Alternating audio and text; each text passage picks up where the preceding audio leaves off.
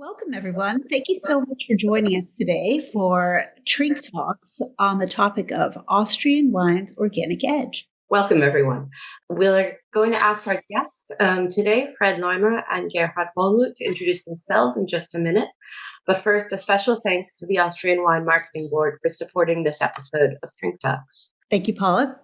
I could not be more excited about this topic as an avid Austria watcher, proponent of responsible viticulture, student of biodynamics, and a great fan of both Fred and Gerhard's wines. Today's conversation brings together a number of passions that are quite personal to me. To help all of you appreciate these topics a little more, I just want to set them in a bit of context. Austria, as some of you may know, has a population of just 8 million people and vineyard area of about 44,000 hectares, mostly concentrated in the eastern half of the country. So that makes it quite small. But earlier this year, Austria announced an extraordinary milestone of certified organic vineyard area having reached 10,400 hectares, a very nearly a quarter of the total under vine. This makes Austria one of the global frontrunners in organic viticulture, and more than 1 in 10 organic vineyards are also cultivated under biodynamic practices. Furthermore, another quarter of Austria's vineyards are certified sustainable under a complex qualification rubric that also includes social factors. As a frame of reference, Germany's organic vineyard area is about 13%, Italy's about 18%, and Switzerland's about 12%. So that just shows you how far in the lead Austria really is. The burning question is, how did Austria get here? And how did it wind up punching so high above its weight? We have a great deal to learn from our guests, so let's dive right in. Fred, could I ask you to lead us off by telling us a bit about your way into wine, your estate, and your relationship with organic and biodynamic viticulture? Yeah, hello from Austria, and hello from Langenlois. That's the place where I'm sitting at the moment, in the middle of a region called Kamptal, close to Danube, close to Vienna, so an hour west of Vienna, and running here a wine estate since my whole life. In the meantime, close to 40 years, although not running, but working in. We start thinking about changing to organic and biodynamic almost 20 years ago, and then really changed in 2005 and 2006. So have now, I would say, quite an experience and a lot of different years behind us, which makes us even more curious about biodynamic viticulture. Thank you. Fantastic. Gerhard, would you do the same? Just share a little bit about your path into wine. Tell us a little bit about your estate and your decision to farm under the Sustainable Austria label. Yeah, hello everybody. So a warm welcome from Steiermark, far away from Vienna, so not close to it. Actually, I'm sitting here in Kitzek im Sausal, which is a very special part in Steiermark. And we have a family-run winery, which is owned since 1803 by the family. But as it was a long tradition in the area here, it was a mixed agriculture farm. And actually, my dad transformed it to a winery, to a 100% winery. But we still have our agriculture fields, and actually, that's part of the future, to go a step back, actually. We run 57 hectares of wines in the area. We don't buy grapes, so everything is 100% from our own vineyards, which I think that is very important. And we are in a very special region, which is really very unique in microclimate, as we always say it's the most beautiful wine region. So it's rolling hills. Sometimes you think it's mountains, so they are very steep. And Climatically, we are influenced already by the south, but the Alps are very close to us. And through that, we have warm climate with higher humidity from the Adriatic Sea, and then the cool winds from the Alps. That leads to a very unique microclimate, perfect for white wines, because we have very cool nights.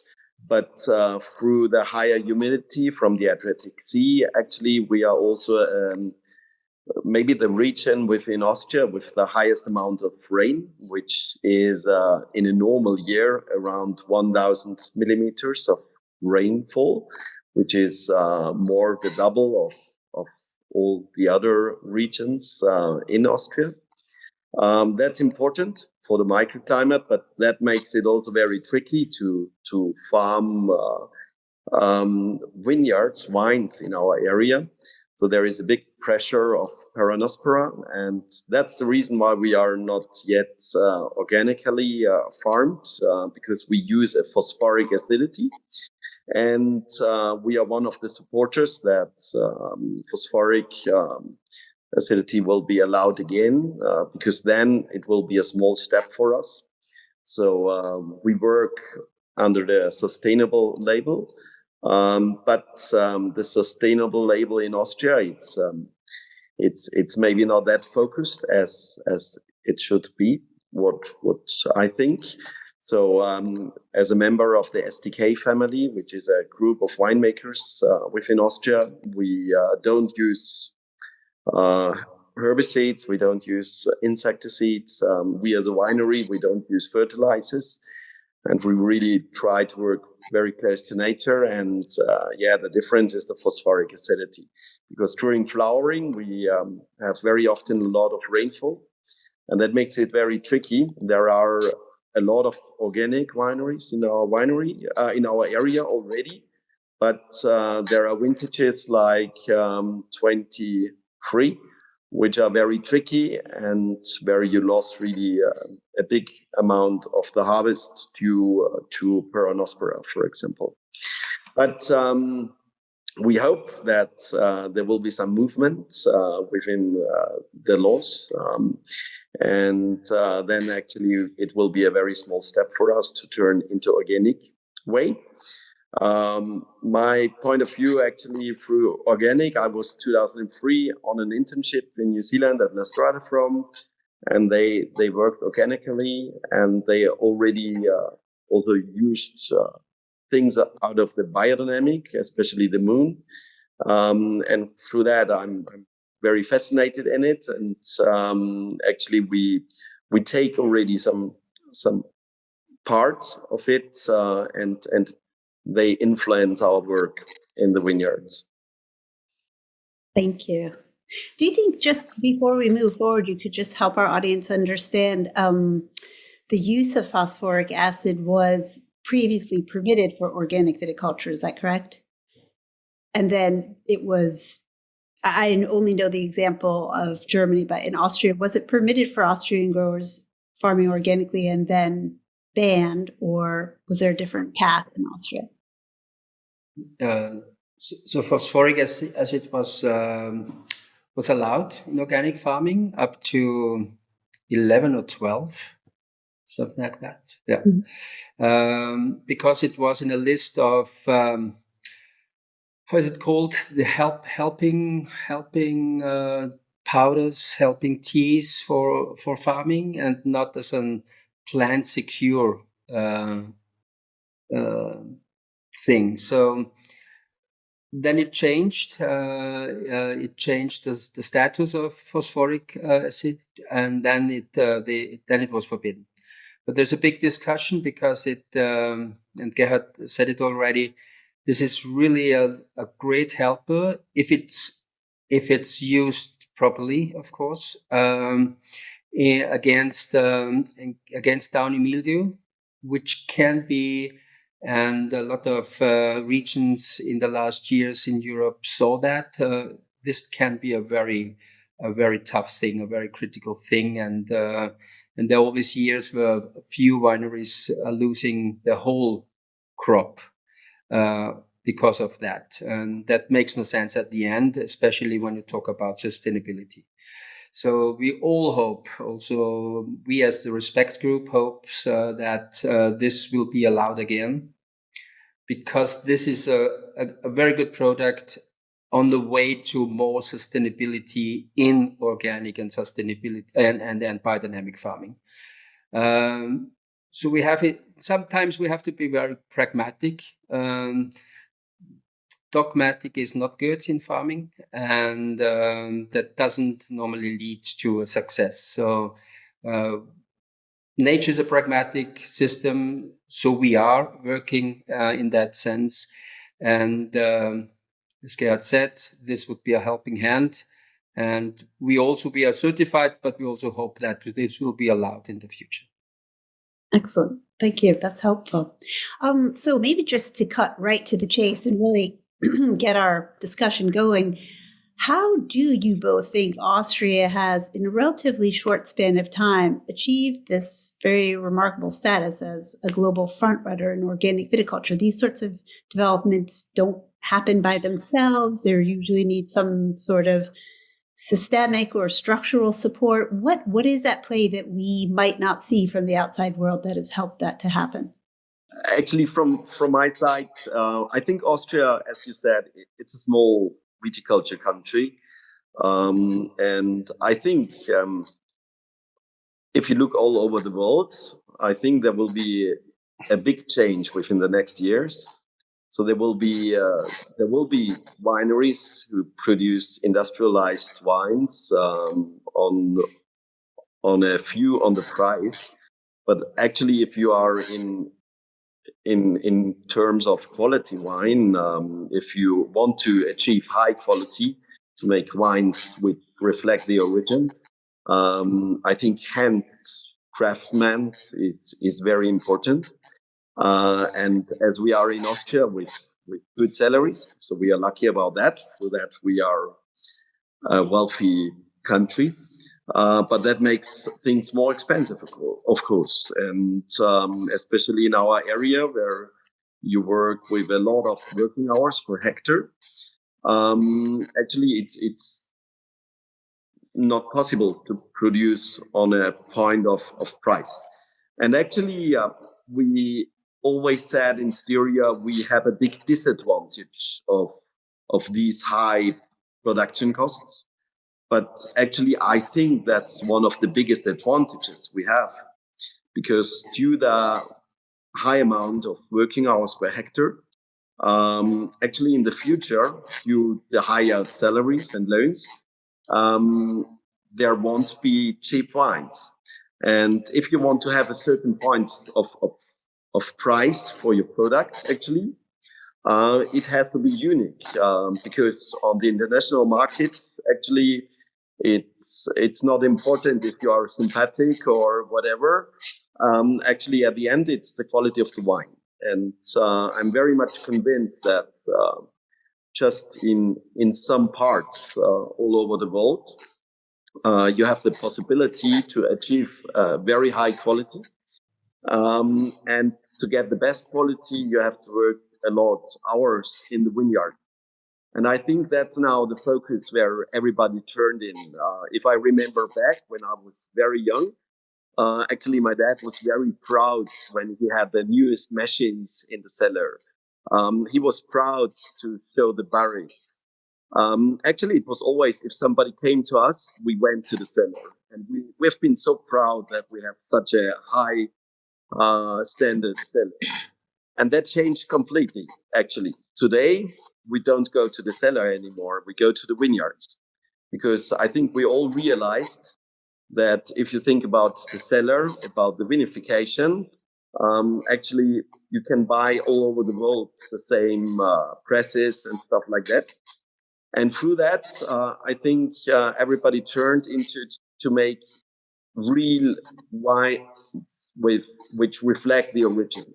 And through that, I think the good wineries, they made some steps back. It's not something new. Actually, it's just something old. So the spontaneous fermentation came back. And actually, we give the wines more time to develop. And the focus of the quality, if a wine is good or not, is the vineyard itself. And if a vineyard is suitable for entry-level wines for us, which is maybe already a higher standard, and the single vineyard wines, so vineyards where we make single vineyard wines, it's not because we ferment them in casks and make a longer aging. It's because of the quality of the grapes. And through that, I think in Austria that there is a big movement into real wines. And actually, if you look back, there was a big movement into natural wines.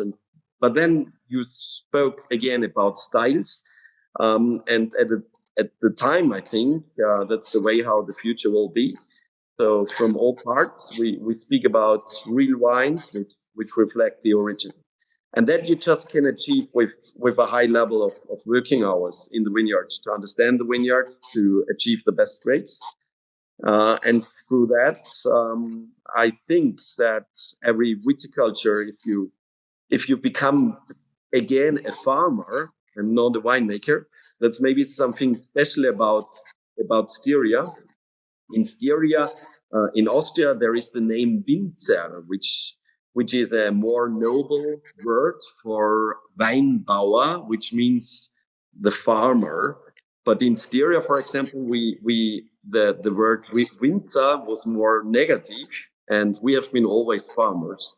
And today back, I think the focus on the vineyard, the focus on what we are, that we are farmers, that leads that we want to work in the vineyard, that also the next generation can go on with it. So there has been a lot of generations before who do viticulture in our area. So there are vineyards which have a history of 1,000 years. And I think when the modern style of winemaking started, a lot changed. If you look at fertilizers, if you look in vineyard management, and actually I think we go now a step back to work not against nature, to work with the nature. But I also have to say, sometimes the nature is tricky. So it really gives us challenge years where we really have to fight to achieve high quality and to save the yield. But in long term, for example, I think we have to work with the nature, and that's also climate change and whatever. And what we see, for example, that vineyards which are surrounded by forests and Styria, I think it's especially in the south where we are, we have there is not really a lot of monoculture. So it's not just vineyards. You always have under the vineyards 200 meters of forests, and there are different things, not just wines, and that helps us that we are still a cool climate region. And through that, nature, I think, gets more and more important. I think we are now on a certain point. If you don't change it, you're thinking about viticulture, you're thinking about working with nature, we will get problems. Yeah. Thank you. Okay, that was really interesting perspective. So you see it more as the change is coming from the ground up, from the growers. They see the value in it. Yeah, I think we just go 2 steps back now. So actually, if you look, it's in the vineyards and then again also in the cellar. So time is differently. So everything gets faster. So today we have, so there are some positive things like the Zoom meeting, that we can sit at home and have a chat. But especially in vinification and also in running the vineyards, I think we go 2 steps back. Yeah. That's very important. And Fred, how do you see it? Where do you see the impetus for change coming? I would add to all that a lot of questions about quality, style, the structure here in the landscape and all that. But I would add something, and that's the family business here. So it's a high emotional factor in Austria. So we have a lot of small wineries, and even the biggest with maybe 100 hectares. They're small when you see that in an international sense. And I think that we are so close to our land, to our soil, that there is so much emotion into farming that people are very open-minded in farming on a more natural way, and especially for Austria, that might be one of the best ways in farming at all. Because of the environment at the moment, we have still small structure, we have small fields, we have small vineyards, we have diversity in the landscape. So, a big thing at the moment or upcoming thing is vitiforest, or agroforestry. This is something we already have in a way. Of course, there's a lot to do, but that's the base is not so bad. So this is here. So we can use it, and we can develop it, and we don't have to start with zero. So we start on quite a high level of a very natural environment that makes it a little easier to change to organic or biodynamic farming. There's not that big steps as when you start with maybe in an agricultural desert where you have to create everything new. And I wouldn't say these are, like Gerhard says, 2 steps back. I see this way of farming and this way of winemaking as a very modern, forwarded way of making wine.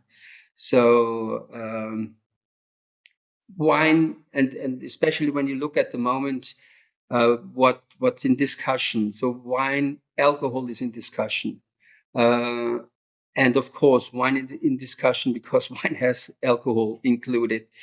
But when we talk about culture, when we talk about history, what wine was always in the past, and when we want to do that in the future on a high standard and a high level, I think we can solve a lot of these problems which are upcoming at the moment.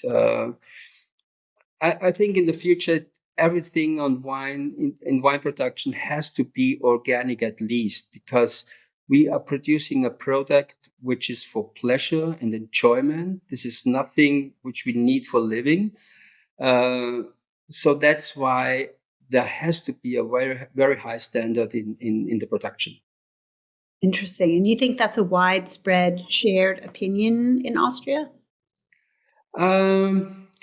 Coming from a regional committee discussion 2 days ago, it's starting. It's starting. It's getting better. So Kamptal, for example, added that for a Kamptal DEC wines, an appellation wine from the region, it has to be at least a sustainable certification.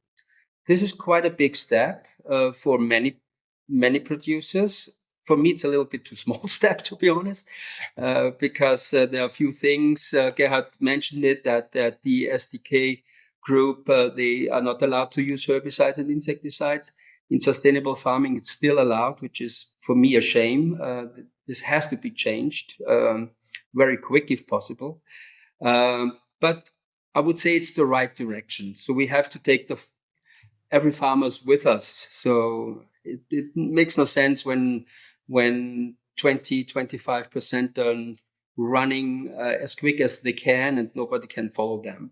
So it would be much better if the forerunners look back a few times and take the crowd with, because the goal has to be 100% organic farming in Austria. Nice. Okay. That makes sense.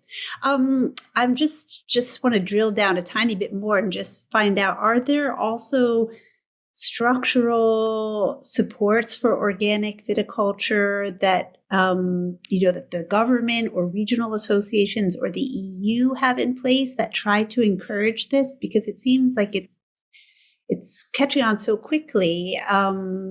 I'd be surprised if there weren't some other incentive or regulation that was helping to promote that. Or is it really just the gut feeling of producers and the market driving this? I don't think it's the money, because that's too less for really a change. Especially the difference between the support for conventional farming to the support of organic farming is so little that makes no sense. So this is not a question of getting more money for your farming. I think that's really the emotional factor of the families who are farming. And in the meantime, and this is nothing special for Austria, this is all over the world, the best wines in the world today are made organic, at least. So it was a big movement in the last 20 years, and it will be an ongoing process. But I think it's clear today that organic farming or biodynamic farming leads to I wouldn't say better quality, but more individual quality. So really a quality and a style which speaks from the place. And this is what we want to have at the end, because when you don't have your place in your wine, then it's only the price of a bottle which counts. So we want to produce individual wines, and organic and biodynamic farming helps a lot. Fantastic. Leading off of that, a question for both of you. Do either of you feel that there are any lessons that other countries looking in, Fred, to reference what you were saying about the forerunners looking back and making sure that farmers are being taken with them, or that everybody's coming up together? Are there lessons that other countries, do you think, can learn from what Austria has achieved to this point, especially some of the larger countries? Or is this something that only works because of the tight-knit nature of Austrian winemaking?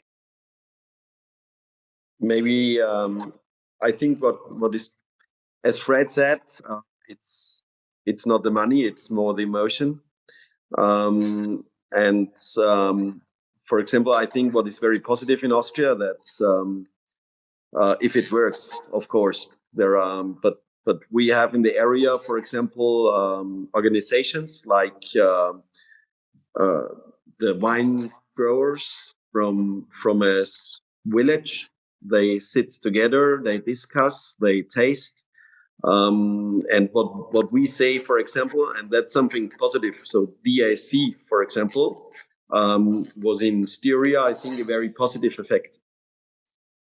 We have been one of the last, because at the beginning it was built up varieties, and Styria is the country of diversity. That means that we have a lot of varieties, and it's very hard to shrink it to one. And for that we waited, and then we built up a DAC system, which is not built on the varieties, which is built on the origin. So you have the regional wines, you have the village wines, and the single vineyard wines, which are called Rieds in Austria. And then in Styria, there are 7 varieties allowed within the system, which makes it maybe for the export more complicated. But we focused on 2 leading varieties. For example, in Kitzek-Sausal, we focused on Sauvignon Blanc and Riesling. Riesling, not very common in Styria, but in our village, very important. A lot of wineries like Haarkamp and some more. So there are many organic and also biodynamic wineries like Karl Schnabel, Michi Lorenz, or Wagahak, or also Schauer. And we all sit together. So also the ones who go ahead, and we sit together with wineries which are very tiny, which are selling just Exceller. So which don't have the view of the international market. But we take them with us, and through that, I think in our village, you really, because herbicide is always the easiest because you see it in the vineyard, and through that, the more famous or the bigger ones, they stopped with herbicides 1 or 2 decades ago.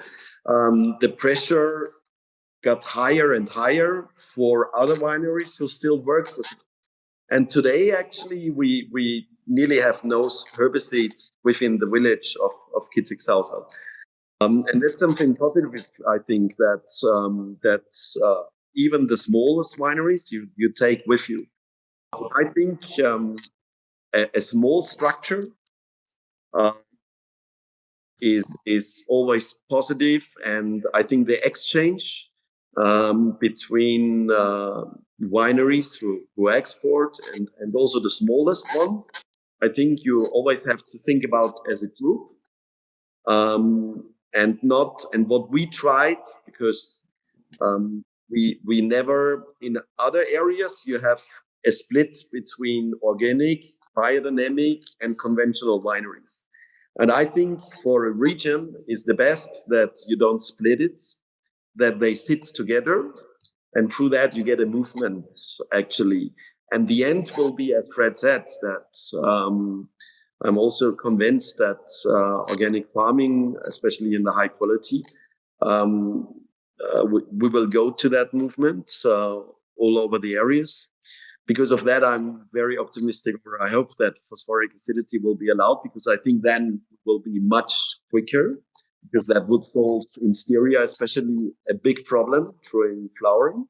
And yeah, I think the exchange between all different kinds of viticulture, that it's very positive, that you don't have the split, so that it's always that the origin together has a movement.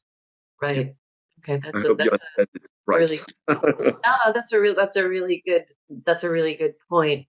And Fred, what are your thoughts? Are there lessons that other countries can learn? I mean, what Kamptal has managed to do by bringing, by making the organic part of the legal definition of the community, is really important and hasn't been done very often. What lessons do you think other countries or regions or places could learn from that? What pitfalls could they avoid that maybe Kamptal had some up and down to get to where you managed to end up in October? I'm not quite sure if they're really, let's say, beginners in other countries, because you have in a lot of countries you have a Demeter association, you have organic associations, so a lot of countries have the knowledge today.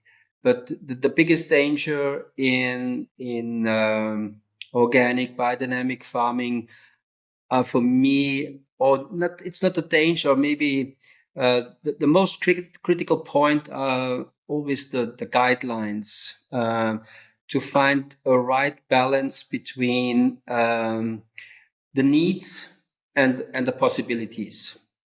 Because I think we have to have, on one hand, we have to think about what's really important for a sustainable, very natural farming. But on the other hand, it's also important some economic questions, because it makes no sense when you get bankrupt with that. So a balance on the needs and possibilities is one of the biggest questions in organic and biodynamic farming, but this is all over the world the same. I think there's nothing special to learn from Austria, because especially organic and especially biodynamic farming, this is very much related to the place. So it's almost impossible to say we are doing it in that way and try it. Everyone has to try it by himself on his place, because at the end he wants to have his product from his place. And so everyone it's a kind of try and error thing. So with hopefully workable guidelines. So there's no one solution fits everyone. No, I think no, for sure not. This is especially in biodynamic. This is one of the main things in biodynamic farming, the people's decision. Mm-hmm. Okay. Well, that leads perfectly into my next question, talking about the economic system, sustainability, if you will. How important do you see Austria's green identity to its success among consumers, both at home and abroad? Both of you are quite active in the export market as well as domestically. Um, does it play a role? What sort of role does it play? Have you seen a change? Fred, you've been biodynamic since 2006, was that right? Yep. And have you seen a change? And Gerhard, also, what is your feeling? Do you see this as a deterrent that in the export market or in the domestic market, or does it not play a role at all? Ultimately, it's just the quality of what's in the bottle. Sorry, that was a much longer question. Yeah. No, I would say at the beginning, there was not a single need for going in that direction. So there were a few front runners, especially in the 80s and 90s. Here in the region, it was Diewald and Nikolaihof and some others who are not doing wine anymore. So they stopped for reasons. But it started then, I would say, 2010 onwards. So it needed a little time. And at the beginning, we had questions of, don't you worry about your quality, for example? So really weird questions from colleagues. And then there were coming the questions from the markets, because we didn't see it, because we were so much into that and so fascinated for that. And the emotion was so high that we saw only the positives. And then the wine changed, of course. We started, the grape were changing, then the winemaking were changing. We started to do more and more with spontaneous fermentations, longer time on the lees.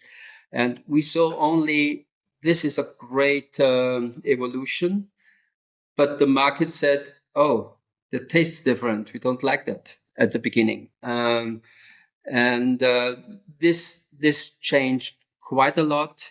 And I would say Austria was a little bit behind other markets. So we had more success at the beginning in our export markets, especially Scandinavia, for example, where people have a very high sensitive to a natural lifestyle. And in these countries, we had the first success with these wines. And then later on, it came also to Austria itself. But I would say still in Austria, the production and the people who produce and farm, that's higher as the need in the market still. So I would say we have to take our customers by their hands and bring them to the good. Okay. Excellent. Gerhard, how about you? I think at the end, quality is the most important, and maybe also uniqueness, and that leads to a work with the nature, not against of it. As we are not organically certified, but our importers, they come to us, they see the vineyards, how we work, and then they understand it. Yeah, of course, I think the production way is very, very important. If you are in quality wines, if you drink wines or if you enjoy wines, which you also want to know how are they produced. It's the same with the meats or the vegetables or whatever. And there is, of course, a reason why some are better and some are not that good. So, at the end, yeah, I think production way for export markets is very important. But I'm very much convinced that at the end, a sommelier and at the end the customer, but maybe first the sommelier, they make their selection because of the quality. But that goes very often hand in hand. So that's the way how it works, and that's the reason. So I think at the beginning you have to think about if you think about quality, of course you have to think about the production, and through that you maybe come there where you want to be. If you are on the right place, that's the other point. So it would be impossible for us to make a full-bodied fat white wine, but we are on the lucky side now that it's not trendy to drink these wines. So that's something maybe also to take sometimes your region, the special things about your region. When I came to the winery, when I stepped in, it was in the middle of 2000, and actually in that time you just got high ratings if the wine was more full-bodied. And also my dad, actually he tried to work with barrique and everything, but actually our wines don't fit for that. Our wines are not made for woody tastes. And actually when I took over the vinification, so the cellar, that's always the first step. Actually I said, okay, I want to make the disadvantage that we have more slim wines or not fat wines. So this maybe disadvantage we want to make as our advantage, that we make the most finesseful wines. And at the end, we are lucky that we have customers who like that style. So at the end, as Fred said, we have to sell our wines. And we are happy that there are customers all around the world who see the quality, who are convinced by the quality of our wines, and they buy them. And through that, we can invest the money into the vineyards, into the nature. And through that, we can go on with the evolution of our winery and pass it on to the next generation. Because that's, as Fred said at the beginning, the family emotional effect. Maybe that's one of the biggest advantages of Austria, that there are many, many family-run wineries. And I'm very much convinced that a winemaker who is the owner and who has to live from the thing he does, that's always the best. And because of that, we are also very, very happy that there are customers around the world who see the quality and enjoy our wines. Yeah, that was really helpful to understand. We are running right up against the end of time for our conversation today, but we did want to just address audience questions and maybe just leave everyone with the perspective that both you, Fred, and Gerhard have on what's next in the evolution of Austria. You've intimated that it should be a wider acceptance with those at the forefront helping those behind come along. What would you ideally see Austria's green identity evolve into in the next decade? I think we have a big chance at the moment. So, we had a movement from, I have no idea, 4% in viticulture 20 years ago to 25 now, and especially the last 10 years. So this was really a higher speed in changing. And I hope this will continue. This will very much, of course, be related to the market. And maybe also to a few things which makes it a little easier to farm. That could be also helping.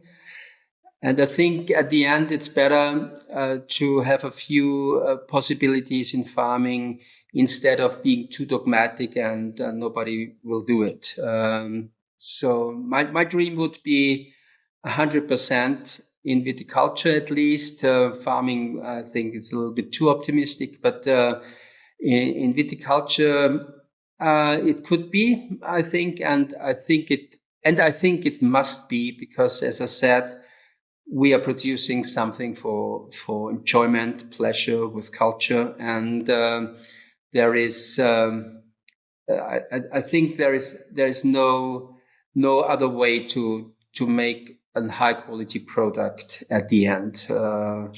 So the conventional farming leads to maybe more quantity and lower costs, but this is not the question in the future in winemaking, I think. Thank you. Gerhard? I'm very much with Fred. As Fred said, dogmatic is not that good because nature is also not dogmatic. So it's every year actually something new. I think there are challenges in the future. So in Styria, for example, we have new problems with Flavescenser doré, which is a problem already in southern exposures. So there will be new challenges, of course, and we have to work with it as we work with the nature. And I also see the chances that Austria, I think, as I said in the beginning, I think at the time we have a big split between industrialized wines and then wines with origin. And I think there is a big chance for Austria to focus on high quality wines which reflect the culture. And I think this is the way how wine will be in the future. Maybe it will be a little bit more focused on the real wine regions. I'm still convinced that the vineyards, which have been 200 years ago the best, especially in our area, are still the best. Because we are still cool climates. So this year not. This year was really very hot and easy, but in 7 out of 10 vintages, we are still fighting for ripeness, which I think now is an advantage nowadays. But what we also see in Styria, that vineyards on higher sea altitude have big advantages. And so I think if we focus on the vineyards, where we get the best grapes, and at the end to have high quality wines, I think that so to be focused in the future, maybe that's the big chance for Austrian wines on the market. Havarda asked, do you see a demand in the market for organic wine that can help push the bigger players to change to organic? Either of you wanted to briefly tackle that question? I think also bigger players, whatever bigger players are, see a need in thinking about changing. Of course, they know the market or their market much better, and at the end, the wine production costs a little bit more. But when you look to the market at the moment and the change, which is very quick at the time. So the discussion about alcohol, all these things, a lot of countries are driving their taxes up. So wine will get a high quality or high cost product anyway. And so this will open, I think, the possibility to change the production.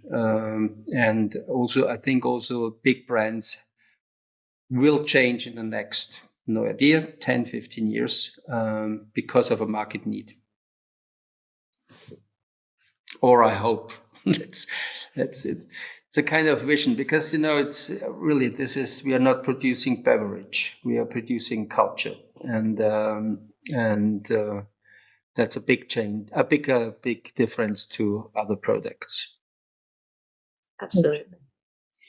And maybe our last question is from Dan. He asks, it seems that your guests have evolved their winemaking rather quickly. Do they feel they've reached a point of stability, or are other issues like climate change continuing to drive evolution? Yeah, I would say we feel much more comfortable today in our producing methods, and there is more stability today. And that's the great thing on that way of farming. This is something you learn every day, something new, and you're evolving all the time, your way of farming, and that's why it's so interesting to do that. So I would say other way of farming is really boring. I wouldn't do that again. And the question to climate change, I think that's one of the answers in farming at all, because organic and biodynamic farming takes so much care about soil life, and when you care about your soil life, you don't produce CO2. So with artificial fertilizers, you produce CO2. With no attention to humus, you produce CO2. But when you take care about your soil and raise up your humus content, you store CO2. So this way of farming could be one of the key questions and keys in the question of climate warming. So when you take all the farmland in the world, and when this would store CO2, it's an enormous amount of CO2 which gets stored in the soil, and that could help a lot.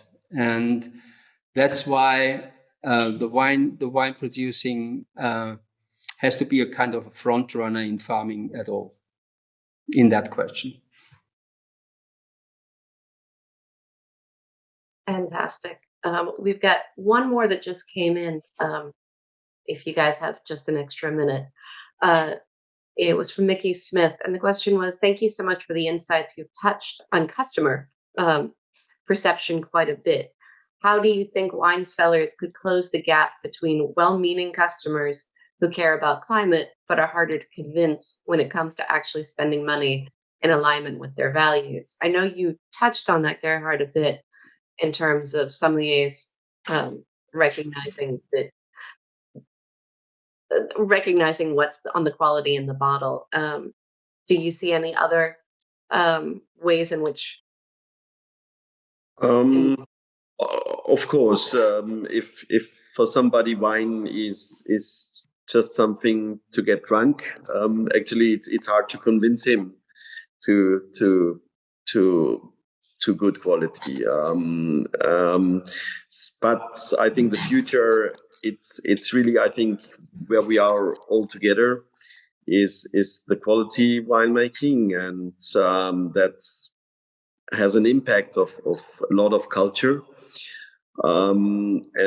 But I'm very much convinced, if you look at also at the younger generation, I think for them it's really very, very important how is it produced, from where is it coming, and I think I wouldn't think negative that people are not anymore that much into wine. I think they are as much into wine as never before.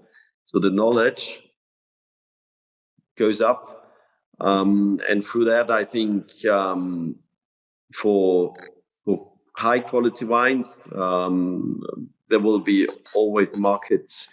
And actually, at the end, I'm also very much convinced that just the best wines are coming from good vineyards, and then you taste it. And I think if you enjoy a very good wine in a reason way. It's something special because wine has something really fascinating. You can really taste from where it's coming. It reflects the origin, and it also reflects the year. So you can taste if it's a warm year, you can taste it if it's a cool vintage. And I think there are not really many things in the world which has these two unique things, that it really reflects the origin and the whole circle of 1 year, and much more, of course. So we just have to give them the idea what is special about these wines. Fantastic. I think that's a great place for us to wrap up. Thank you so much to both of you for joining us today. Gerhard and Fred, could you just shortly, either vocally or in the chat, let our listeners know where they can best follow you and where to find your wines? I know we're dealing with a lot of different markets, but whether it's best for them to reach out to you at your website, or where they can best find your wines. It's loimer.at, so it's quite easy. So winery wine name .at. So there you find where you can get the wine in your country, and you find also a little bit of informations, guides you maybe to Instagram, where we always post pictures about our way of working and the way of thinking and some products. Or just send an email today it's an old way, send an email, but we are open for that. Excellent. Thank you. And Gerhard, you as well? Actually, all the same, just the name is different. So it's also my last name with .at, and the rest is actually equal. Yeah. Perfect. Well, thank you very, very, very much for taking the time out right before the holidays to come and talk with us today. To all of our listeners, thank you as well for taking time out of your day and your various time zones, spanning kind of across the globe, which is always exciting, to come and talk with us today. If you have suggestions for themes or guests that you'd like to see us in upcoming episodes, please do send us an email. We love hearing from you. Thank you, everyone. Thank you. Take care.